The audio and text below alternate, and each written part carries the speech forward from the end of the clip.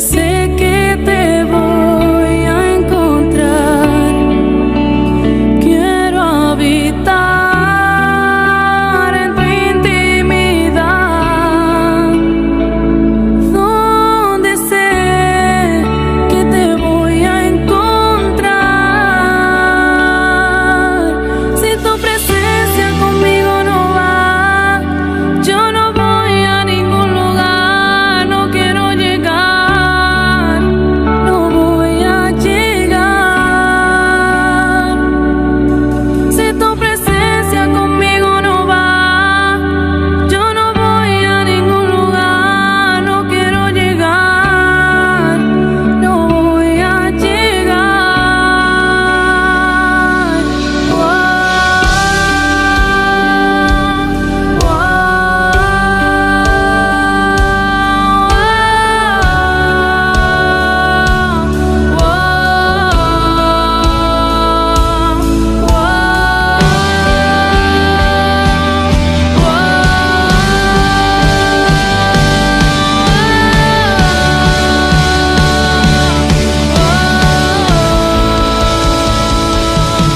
Si tu presencia conmigo no va, yo no voy a. Vamos a la palabra en Juan 17, del 1 al 5, quien traiga Biblia, para que vaya leyendo junto conmigo. Dice así: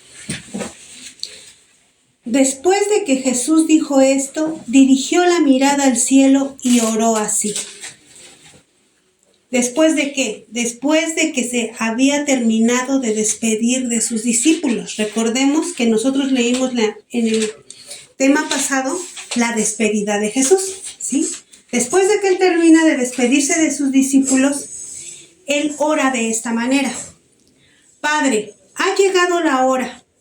Glorifica a tu Hijo para que tu Hijo te glorifique a ti, ya que le has conferido autoridad sobre todo mortal, para que Él les conceda vida eterna a todos los que le has dado. Esta es la vida eterna, que te conozcan a ti, el único Dios verdadero, y a Jesucristo, a quien tú has enviado. Yo te he glorificado en la tierra, y he llevado a cabo la obra que me encomendaste. Y ahora, Padre, glorifícame en tu presencia con la gloria que tuve contigo antes de que el mundo existiera. Vamos hoy a ver 5 versículos en una oración muy interesante que tiene nuestro Señor Jesucristo con su Padre. La oración en todo cristiano es una actividad muy común que nosotros llevamos a cabo en cualquier creyente. Pero no todo el que ora es un verdadero creyente, porque muchos nada más oramos por necesidad, no porque creamos en algo o conozcamos a algo realmente. Pero todo verdadero creyente, hermanos, también ora. Sin embargo, la oración es un misterio de la vida cristiana a la luz de la enseñanza bíblica. ¿Por qué, hermanos? Porque involucra al 100% la soberanía de Dios. ¿Y esto a quién nos lleva? Dios conoce todas las cosas en el mundo, porque Él soberanamente ha querido y permitido que ocurran. En Mateo 10, 29, 30, dice: No se venden 2 gorriones por una monedita, sin embargo, ni uno de ellos caerá a tierra sin que lo permita el Padre, y Él les tiene contados a ustedes aún los cabellos de la cabeza. En Efesios 1:11, En Cristo también fuimos hechos herederos, pues fuimos predestinados según el plan de aquel que hace todas las cosas conforme al designio de su voluntad. ¿qué quieren decir estos versículos? Que Dios tiene el control de todo, Él lo sabe todo. Yo no tengo idea cuántos cabellos tengo en la cabeza, pero Él sí. Esos versículos nos están dando a conocer el poder y la soberanía de Dios, que Él tiene el control, ¿sí? Y muchos llegamos a pensar entonces, ¿para qué oro? Si ya Dios todo lo sabe, si Él ya todo lo conoce. Entonces, ¿cuál es la ventaja de que yo ore? Yo he recibido esas preguntas muchas veces por muchos cristianos, por muchas personas que vamos conociendo a Dios. ¿Para qué le pido si Él ya sabe lo que me va a pasar? ¿O para qué hago si Él ya tiene si tú me estás diciendo que Él tiene el control? Si ya Dios todo lo sabe, entonces eso es algo que a nosotros muchas veces nos impide el saber la profundidad y el misterio que tiene la oración. Al tiempo de Dios decimos muchos, ¿no? Muchos nos escudamos. ¿Para qué le pido o para qué hago? Al tiempo de Dios. Si Dios quiere, va a pasar. Y no hacemos nada. Pero está mal aplicado ese concepto. Bíblicamente cosas ocurren cuando un cristiano ora. Ocurren cosas poderosas. ¿Por qué? Porque el Dios soberano que ha determinado, Él en su soberanía determinó que por medio de la oración, tú y yo nos comuniquemos con Él. Él para eso hizo eso, para una comunicación por nosotros. ¿Para qué? Para poder llevar a cabo los decretos y propósitos de Él con nosotros. Esa es la manera en que se van a llevar a cabo, en que se van a manifestar. Por eso la importancia de la oración, aunque aparentemente yo crea que nada se va a mover porque ya está hecho como Él quiere y no como yo quiero. Pero no es así. La oración, hermanos, es una rueda indispensable en la maquinaria de la providencia divina. En Santiago 4:2 dice que no tenemos lo que deseamos porque no pedimos.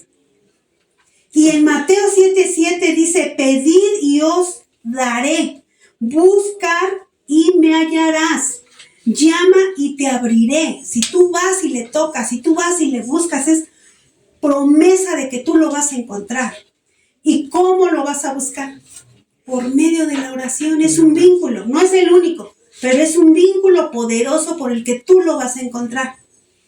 Entonces Dios soberano y poderoso nos enseña aquí que es también un Dios personal, que sostiene con los suyos una relación eminente y personal. Él quiere que tengamos comunión con Él. Él quiere que hablemos con Él. Y cuando lo hacemos, Él escucha. Y al escucharnos, Él actúa. Cosas ocurren en esa interacción entre Dios y nosotros, entre el Padre y el Hijo. Si la oración del creyente es un misterio, ¿por qué les digo que es un misterio? Porque cuando tú vas al Padre, tú no sabes realmente lo que vas a recibir. ¿Por qué? Porque tú vas a recibir lo que Él te va a dar y Él siempre te va a dar lo que a ti te convenga, no lo que tú quieras. Porque muchas veces en mi corta humanidad, yo pido lo que yo quiero. Y me atrevo hasta a decirle cómo lo quiero. Señor, yo quiero que pase esto, que venga tal persona y que entre y que me diga y que me dé. ¿Sí? Así. Y no es así. El misterio de la oración es que como Él en su soberanía todo lo conoce, Él me va a dar lo que necesito y cómo lo necesito, porque Él sabe cómo va a ser usado de la perfecta manera. Por eso la palabra de Dios dice, pide conforme a la voluntad de Dios, porque la voluntad de Dios es buena y perfecta. Muchas veces yo puedo pedirle algo, a lo mejor, miren, un ejemplo mío, personal. Yo le he pedido mi carro.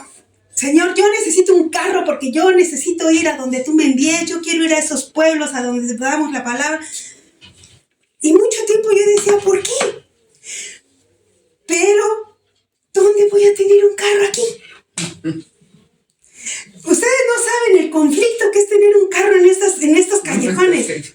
Mi hijo ha traído prestado unos días por cuestión de su trabajo y es un problema con los vecinos. El entrar, el salir, el guardar, el estar en la noche viendo. Dios no me va a dar una aflicción o no me va a meter a una deuda donde a lo mejor pueda yo perder más que ganar, pero difícilmente yo podía entender eso antes. Hasta ahora que estoy viviendo esta situación, digo, ahora entiendo por qué no me has dado mi carro.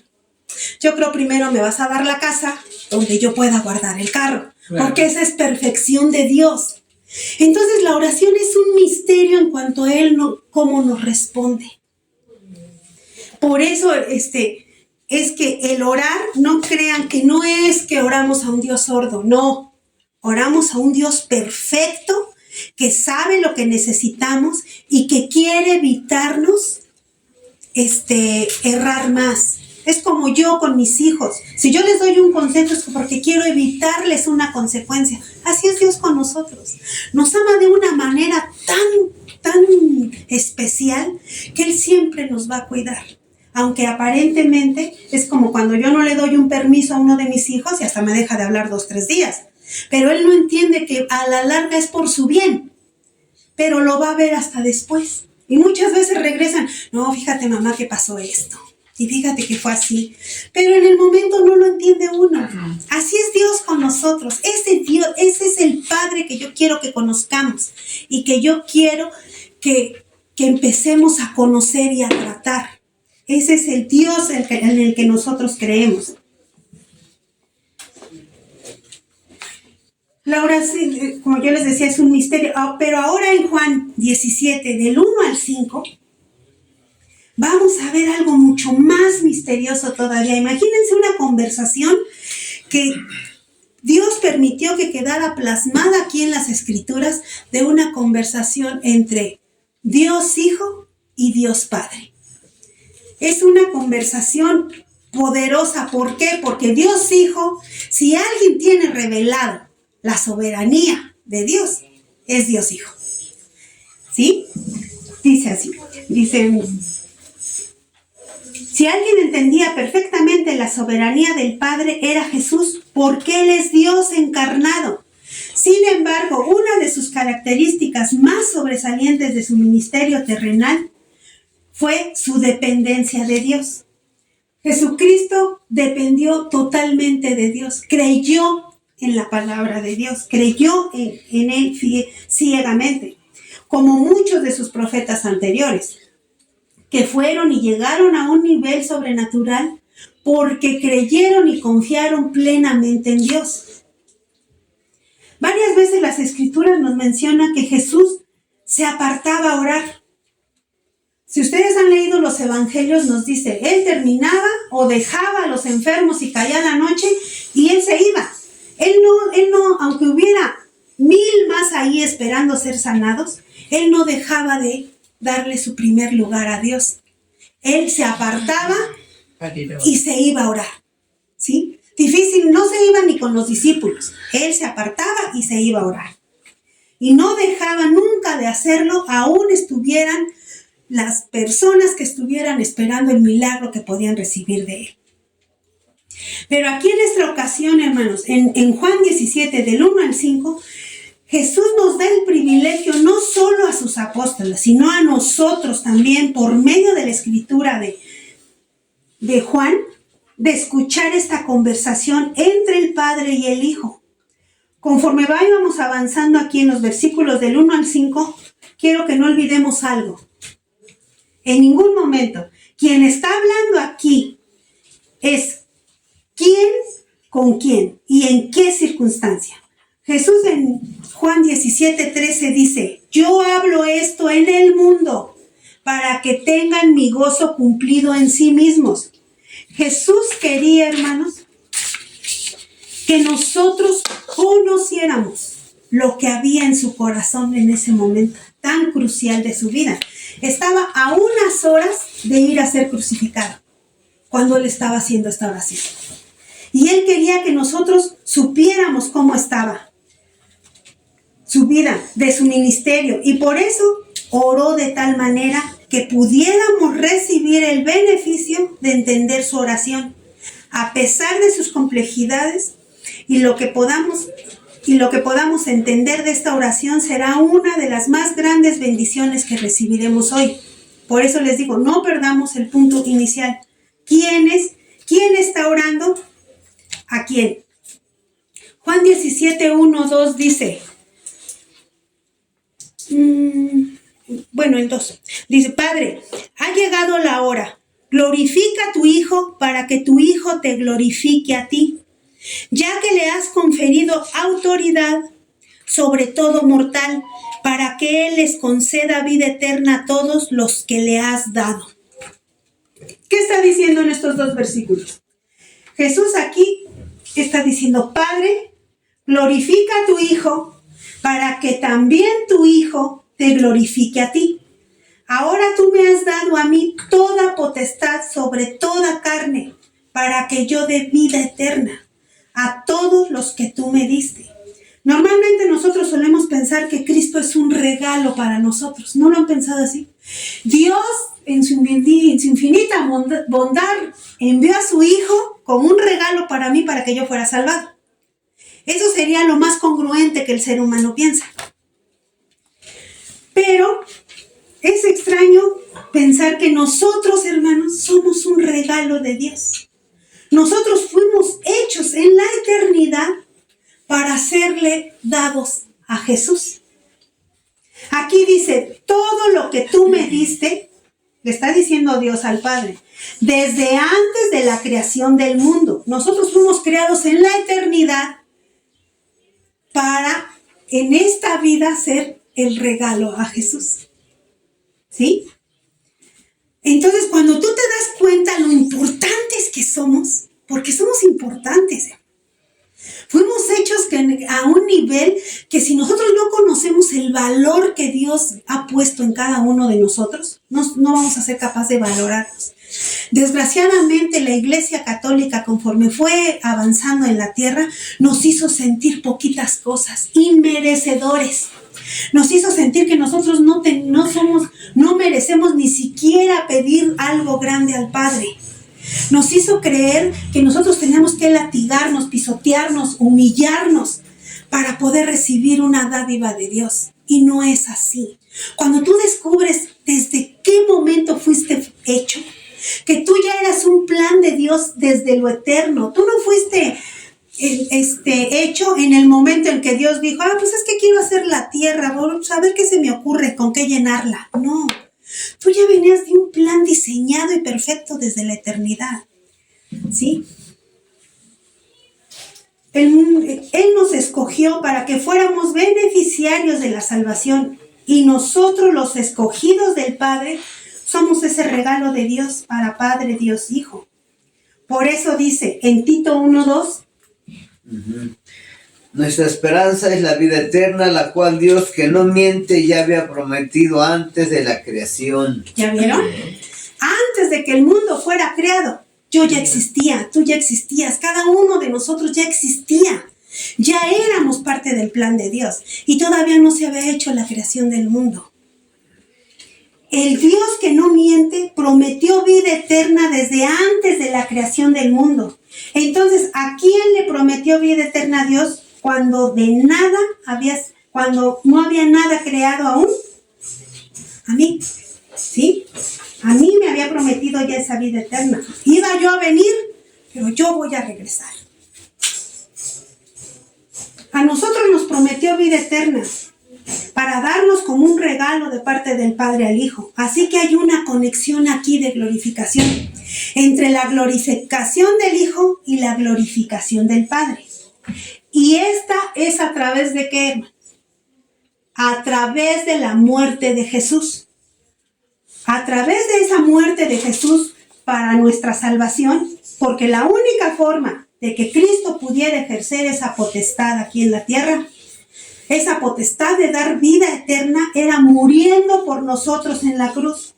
De manera que esa muerte en la cruz, que era un motivo de vergüenza en esos días, morir crucificado era, porque así morían los peores malos de esta tierra. A través de ese motivo de vergüenza en esos días, es como Jesús es el instrumento por el cual Él recibe gloria. Al ejercer esa potestad de darnos vida eterna. Hermanos, Jesús colgado en ese madero, aparentemente indefenso, vencido para el mundo, ahí Él estaba dando vida a nosotros, en ese madero, y recibiendo gloria. Y cuando el Hijo recibe la gloria por medio de la cruz, Cuando Él está ahí, es como Él glorifica al Padre. El Padre es glorificado en el Hijo. Hermano, la palabra gloria o glorificado no es más que otra cosa que el conjunto de características que hacen de nuestro Dios el ser más extraordinario, el ser más impresionante, el ser más digno de admiración de todo el mundo. Miren, estaba yo ayer viendo, sí tenemos claro qué es gloria y qué es glorificación. ¿Qué está diciendo aquí cuando me dice, yo me glorifico en ti y tú en mí? Glorificar significa alabar, ensalzar, exaltar, enaltecer, glorificar, honrar. ¿Qué es lo que nosotros tenemos que hacer? Honrarlo. Sí, cuando nosotros vamos y damos de la palabra de Dios, ¿a quién queremos que ustedes conozcan? A Dios. Por medio de lo que Él haga para los hijos que les sirven, es como ustedes le van a dar un reconocimiento en su vida. Cuando ustedes le dan un reconocimiento, ustedes lo exaltan. Ustedes, al contar un testimonio en sus vidas de lo que ha pasado, ustedes están glorificando al Padre por medio de lo que hacen sus hijos. Eso es glorificar. Hay algunos versículos que hablan de la glorificación. La Biblia dice que una u otra de las maneras de glorificación sucederá en el momento de la trompeta final, en 1 Corintios 15:52. Porque glorificar es transformarnos. Es, aparte de que yo exalto al Señor, yo vivo una transformación con Él. Dice, en un instante, en un abrir y cerrar de ojos, al toque final de la trompeta, pues sonará la trompeta, y los muertos resucitarán con un cuerpo incorruptible, y nosotros seremos transformados. Sí, que yo vine a la tierra porque yo fui hecho, pero yo voy a regresar como transformado, glorificado por medio de la muerte de mi Señor Jesucristo. Así es como nosotros vamos a regresar. Filipenses 3:20-21. En cambio, nosotros somos ciudadanos del cielo, de donde anhelamos recibir al Salvador, el Señor Jesucristo. Él transformará nuestro cuerpo miserable para que sea como su cuerpo glorioso, mediante el poder con que somete a sí mismo todas las cosas. Por Amén. medio del sacrificio de Dios. Aquí habla de los cambios que sucederán cuando los creyentes sean glorificados. Nosotros vamos a ser glorificados, hermanos, por medio de la muerte de Jesús. O sea, vean qué privilegio tan grande y qué importancia Dios nos tiene. Amén. No solo se está hablando aquí en esta oración de cómo se glorifica al Padre y cómo es glorificado el Hijo, sino cómo vamos a ser glorificados nosotros. O sea, cuando tenemos ese conocimiento, dice, Señor, qué importante soy de tu vida. ¿Cómo no vas a ser tú importante para mí? ¿Cómo no corresponderte de la misma manera? Por eso es que me desvié tantito para que entendamos qué es glorificar y qué es la glorificación. Porque sí es importante que sepamos. Muchas veces creemos que glorificar es poder o es pedir ayuda pero no. Glorificar es exaltar. Glorificar es enaltecer. El ser más digno de admiración de todo el mundo, su gloria lo hace hermoso, atractivo, y esa gloria se manifiesta en todo su esplendor. Cuando Cristo muere por nosotros en la cruz, ahí es donde está, porque ahí es como en ningún otro lugar donde vemos el despliegue más sorprendente de la santidad y justicia de Dios, juntamente con su bondad, su amor y su sabiduría. El pecado es un serio problema para Dios, hermanos. Todo el plan de salvación de Dios proclama que Dios no deja pasar por alto el pecado. Dios no puede hacerse de la vista gorda ante las iniquidades y transgresiones en esta tierra.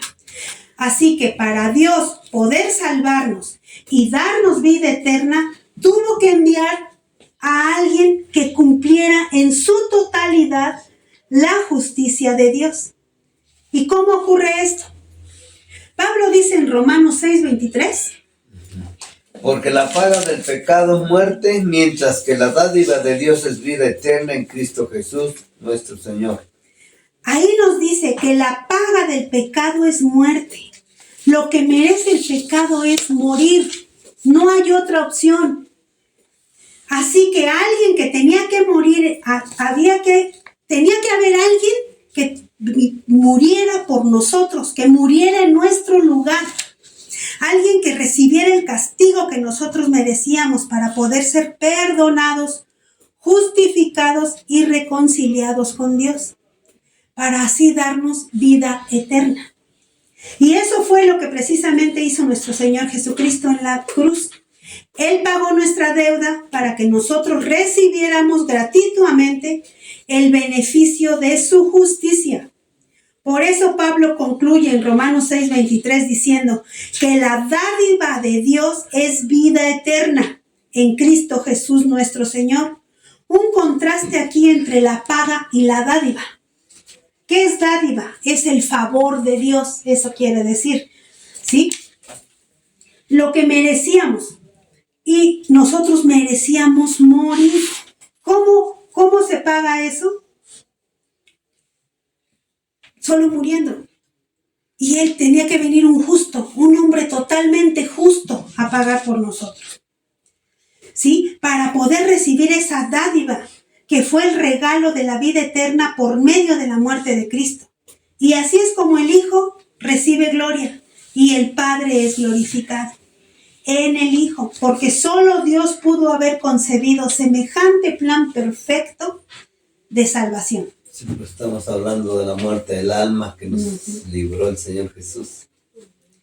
Solo Dios pudo estar dispuesto a pagar un precio tan alto, la vida de su Hijo, para salvar a pecadores como tú, como yo y como todos los que caminamos en esta tierra. Y no solo pecadores, hermanos, hay muchos que hasta le aborrecemos. En esos tiempos, si nos vamos al tiempo en que Jesús anduvo en la tierra, no solo no creían en Él, sino que lo aborrecían, ¿sí? Pero a pesar de eso, Él dio su vida por ellos. Él no escogió a quién salvar y a quién no. Él nos salvó a todos. ¿Para qué, hermanos? Para llevarnos a vivir una vida eterna. No solo que era para concedernos el inmenso privilegio de estar con Él y tener comunión con Él. Por eso dice el versículo 3 de Juan 17, dice, y esta es la vida eterna, que te conozcan a ti, el único Dios verdadero, y a Jesucristo, a quien tú has enviado.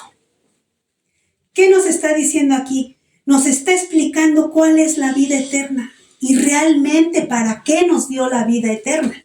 Muchos de nosotros, si yo te pregunto, ¿ya recibiste la vida eterna? Sí, yo me voy a ir con Cristo.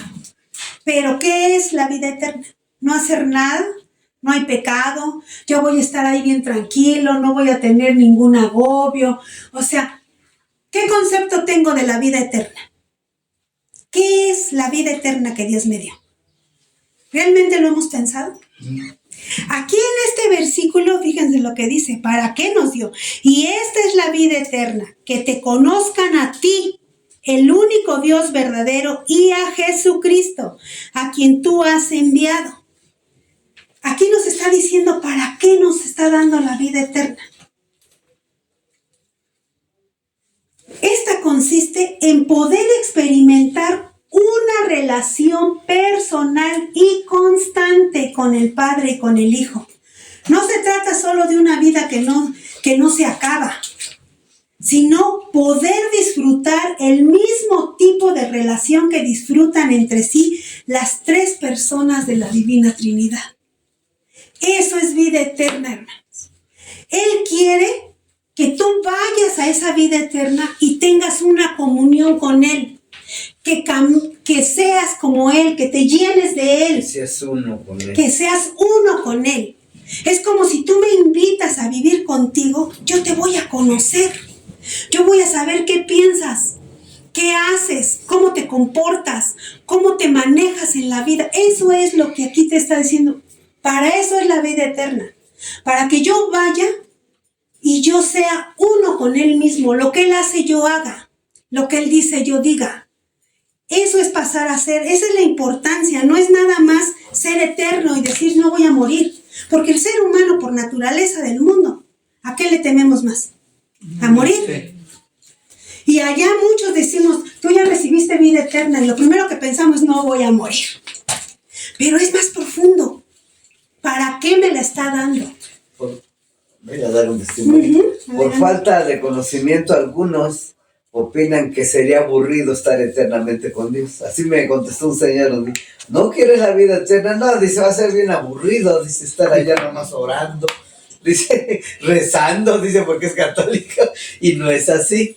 Es experimentar la presencia de Dios y todas las cosas nuevas que nos va mostrando durante todo el tiempo que estamos con Él. Así es. Muchos sí dicen, incluso hay un versículo en la Biblia que muchos así se van por esa línea, porque si tú allá vas a estar como los ángeles todo el tiempo, aleluya, aleluya, y santo, y santo, y santo, y santo. No, hermanos, Dios es todo.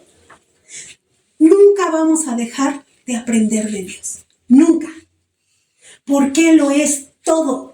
Todo lo que puede existir o dejar de existir. Puede decir la Biblia que nos tiene sorpresas que ojo nunca ha visto ni nadie ha oído. Cosas tan grandes que ni nos imaginamos. Así Que es. nos va a tener en un gozo eterno, nunca nos vamos a aburrir. Ahora ven por qué dijimos desde el principio que esta es una conversación privada entre el Hijo y el Padre.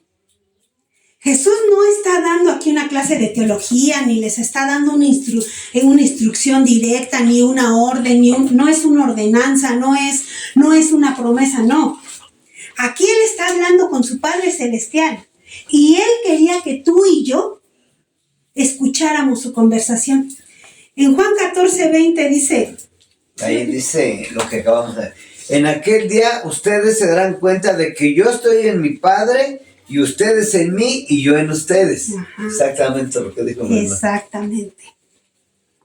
Una relación impresionante. Nosotros estamos unidos a Cristo y Cristo está unido al Padre.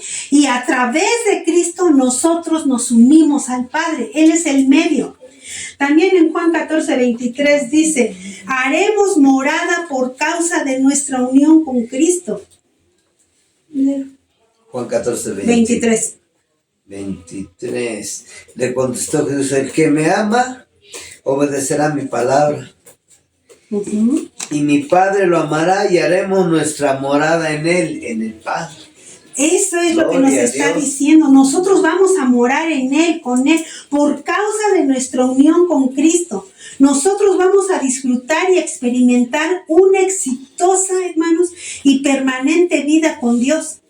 Y no solo hasta que nos moramos, hermanos.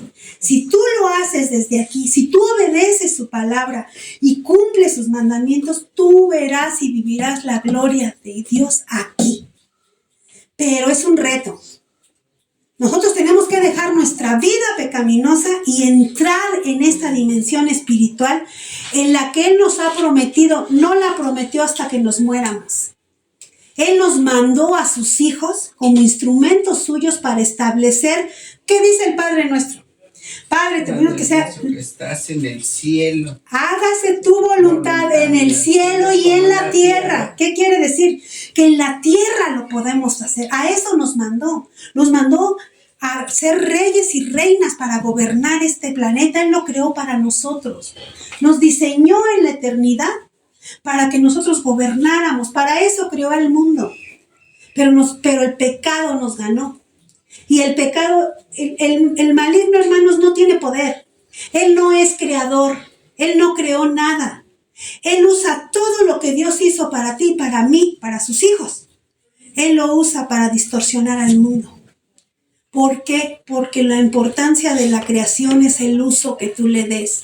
Si tú te instruyes, le vas a dar el uso correcto y será bendición en tu vida. Pero si tú te formas en la carne, te formas en el mundo, vas a ser formado como es el mundo, y el mundo es pecado. Porque el pecado ha avanzado y ha consumido el mundo. Pero Él nos envió a nosotros. Esto es nuestro y por medio de la sangre de Cristo nos lo devolvió. Solo que tenemos que venir a saber qué nos devolvió. Es como si a mí mis papás Si yo hubieran dejado un testamento donde me dejan algo, pero yo no me entero que hay un testamento, yo nunca tomo posesión de eso, de lo que ellos me dejaron. Si yo no voy a la Biblia, no voy a saber lo que Él me dejó y no lo voy a disfrutar. A eso se refiere, no solo es cuando nos muéramos, nos está hablando de lo que tenemos que hacer aquí y de lo que vamos a hacer allá. De todo eso está platicando aquí nuestro Señor con su Padre. Para que nosotros disfrutemos y experimentemos una exitosa y permanente vida con Dios. En Juan 17:3 dice aquí que en el Señor Jesús, el 17:3 dice, vamos a leer otra vez. Y esta es la vida eterna, que te conozcan a ti, el único Dios verdadero, y a Jesucristo a quien tú has enviado. Aquí nos dice el Señor que la vida eterna no es otra cosa más que el disfrute de una relación. ¿Qué significa esto? Que nadie está verdaderamente vivo, hermanos, a menos que pueda experimentar una comunión con el Padre a través de la obra del Hijo. En 1 de Juan 5:12 dice: El que tiene al Hijo tiene la vida. El que no tiene al Hijo de Dios no tiene la vida.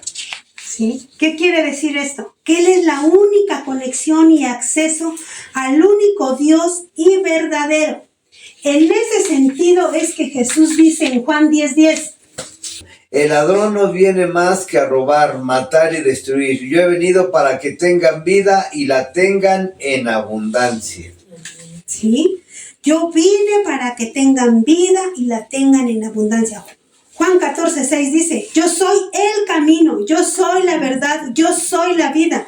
No es que Él dé vida, hermanos, es que Él es la vida. Por eso nosotros tenemos que ser uno con Él. ¿Sí? Él no es algo de que se diga, ten, toma tu porción. No, yo tengo que ser uno con Él para que Él me dé esa vida, yo viva esa vida. Así como el Padre, en Juan 10:30, el Padre y yo somos uno. Así Jesús, solo es. Dios. Nosotros tenemos que ser uno con Él para que por medio de Él seamos uno con el Padre. Nosotros no podemos, una vida sin Cristo, hermanos, es estar desconectado de Dios.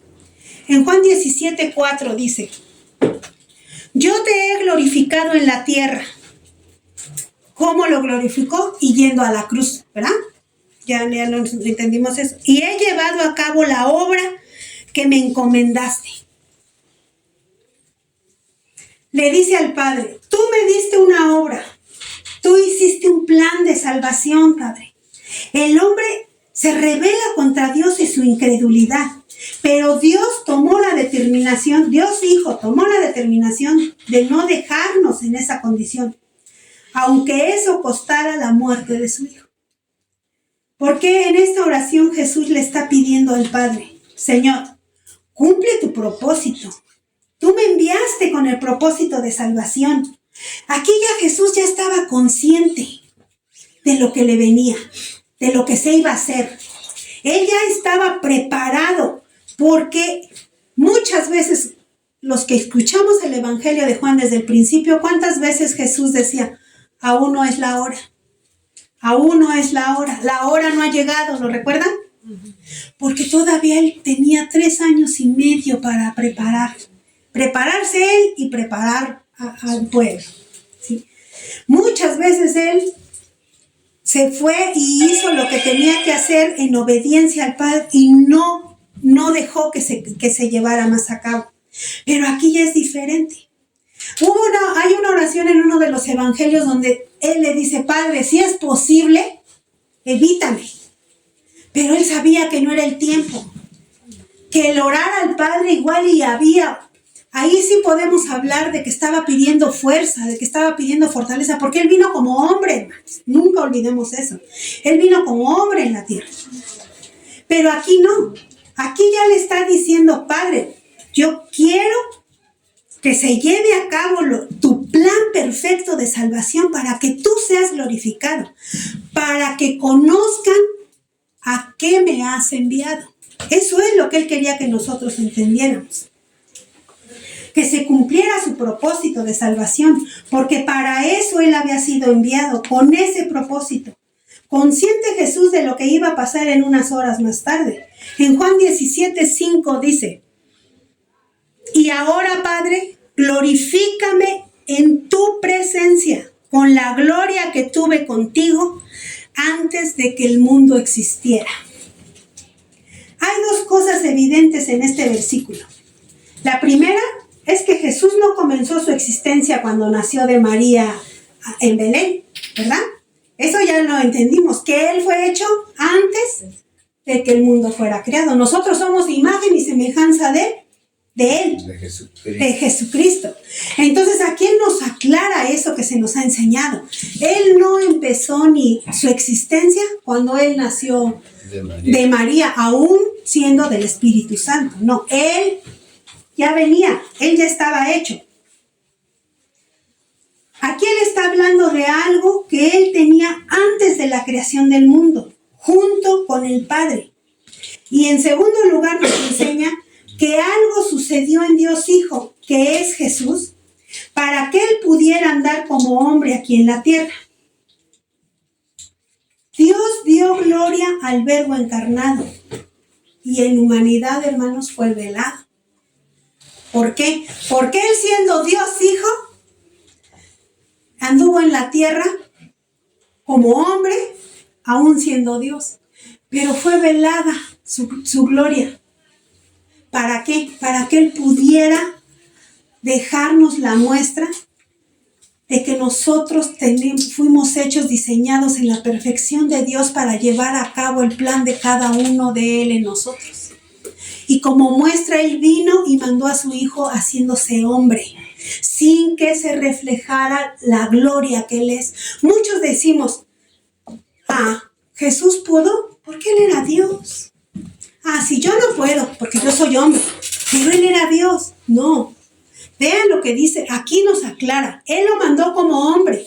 Él veló su gloria para mostrarnos que Él nunca nos va a pedir algo, hermanos, que nosotros no tengamos la capacidad de llevar a cabo. Ese es el Dios justo y perfecto del cual yo vengo, el cual me creó y me diseñó. Su perfección no tiene error. Por eso es que no podemos, a veces, lo que pasa es que el ser humano está tan maleado que siempre vamos a encontrar la forma de justificarnos para no llevar a cabo algo. Siempre vamos a echarle la culpa a algo o a alguien. Alguien tiene que ser responsable de que yo no llegue a cumplimiento. Cuando la palabra dice que tú fuiste hecho y diseñado e equipado para llevar a cabo la asignación o proyecto de Dios en nuestras vidas. Amén, amén, amén. Amén. Dios dio gloria al Verbo encarnado y en humanidad velado. Recuerden lo que sucedió en el monte de la transfiguración. Por eso les hablo de que fue velado.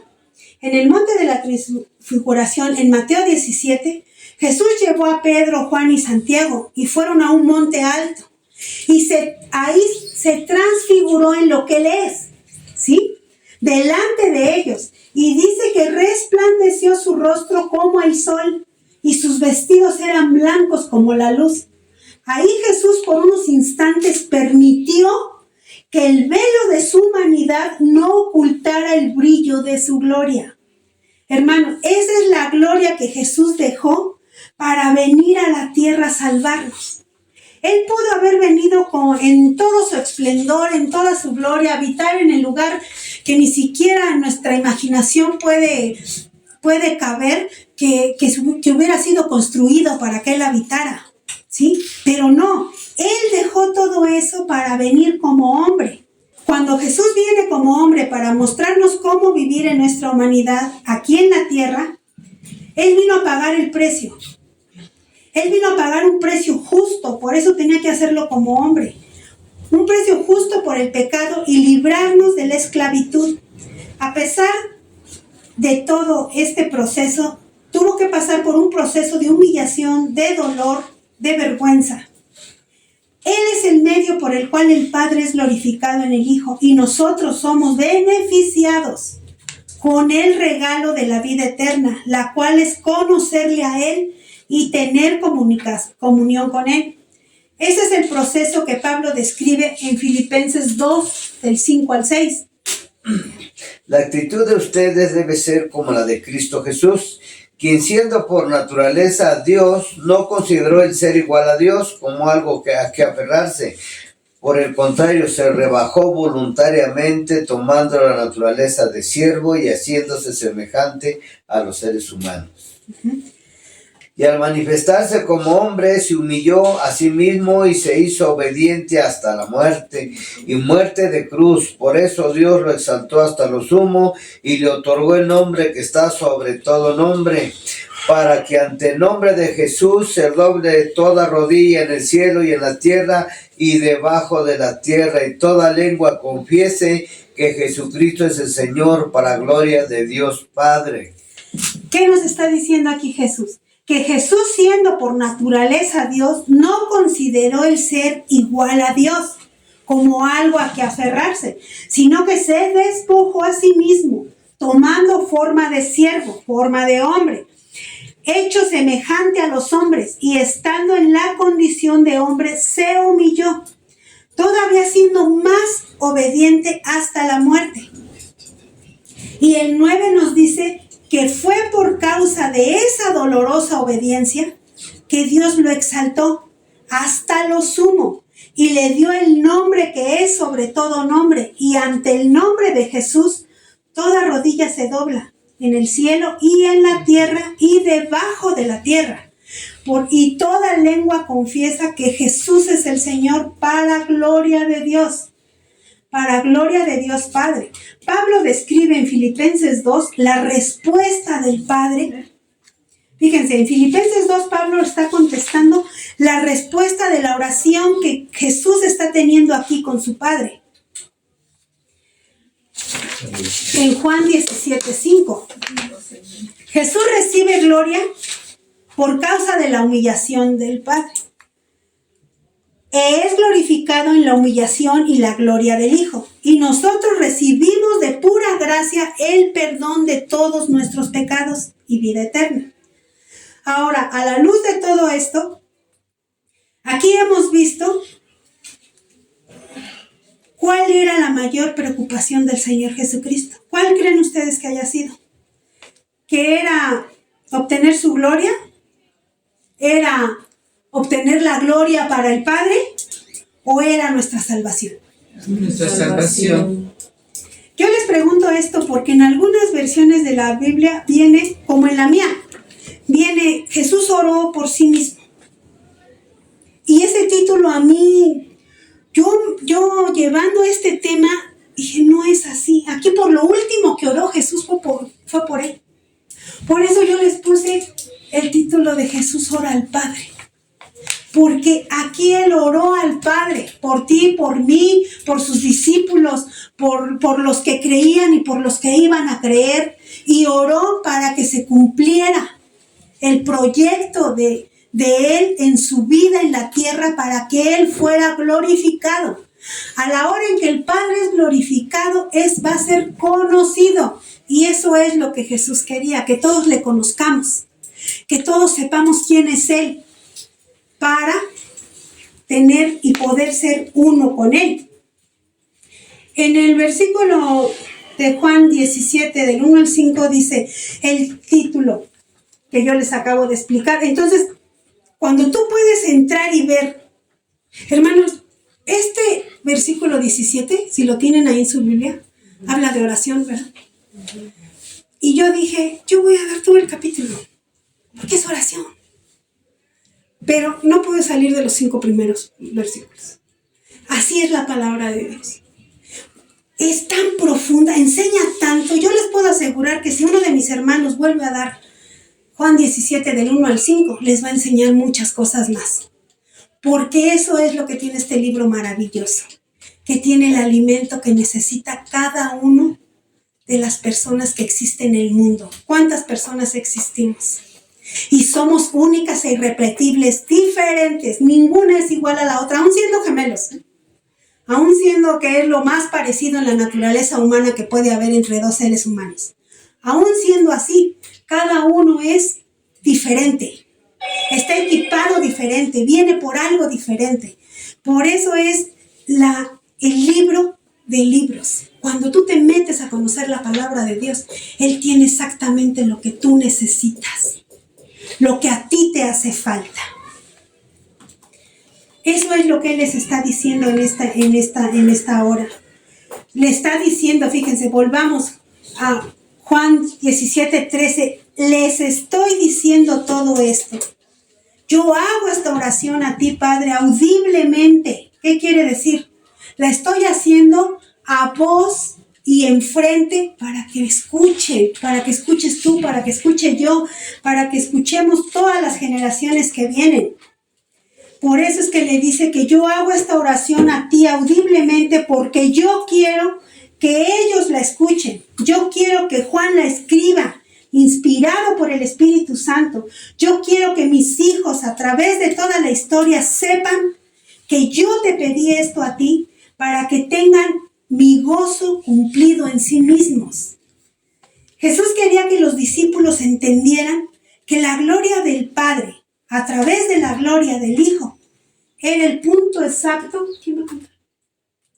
Era el punto exacto del plan de salvación y que nuestro gozo depende de saber esta realidad y vivir en consecuencia de ella. Hermanos, muchas veces en el mundo, ¿qué decimos? Es consecuencia de tus actos, lo que tú hagas. Como que esa palabra consecuencia está muy ligada al pecado. Pero aquí la palabra de Dios está diciendo que si tú la conoces, vas a vivir a consecuencia de esta palabra. Hay consecuencias buenas cuando tú haces lo bueno. No se embarca nada más a lo malo, pero el ser humano tiene la mala costumbre, el mal hábito, la mala formación de que lo que es feo es malo y lo que es bonito es bueno, porque nosotros etiquetamos. Pero el mundo espiritual no es así. Todo es nuestro, hermanos. Dios no creó nada malo. Dios no creó nada feo. Dios no creó nada para destrucción. Todo lo hizo para edificación. Y en el pasar de los días, cuando ustedes puedan ir entrando y conociendo a Dios, se van a dar cuenta que aún no recibiendo exactamente lo que pedimos por medio de la oración, van a recibir lo que más les conviene, lo que más les benefició, porque eso es conocer a Dios, conocer su manera de comunicarse. Esa es la maravillosa idea. Es importante entender lo que Jesús está pidiendo aquí al Padre, porque por medio de esta oración nosotros somos grandemente bendecidos. Y yo espero que esta palabra haya sido de bendición para ustedes, que les deje algo en sus vidas, que los lleve a querer conocer más. A que si ustedes leen ahora llegando a casa los versículos del 1 al 5, Dios va a tener algo para ustedes. O nos amplía el entendimiento de lo que ha dado en este momento, o nos da una palabra que nosotros necesitamos para aprender a orar, para aprender a buscarle, para llevar a cabo lo que dice Mateo 26. Búscame para que me encuentres. Llámame, yo aquí estoy. Eso es lo que Él está diciendo. Él siempre está dispuesto. Por eso yo le pido a Dios en esta tarde, hermanos, dándole gracias. Que hoy sea un día de bendición y edificación. Y que traiga a muchos y a cada uno de sus descendientes con cuerdas de amor a la cruz. Porque es donde Él nos limpió y nos justificó. Que toda su descendencia sea bendita y recibida, que se cumpla la promesa de Él.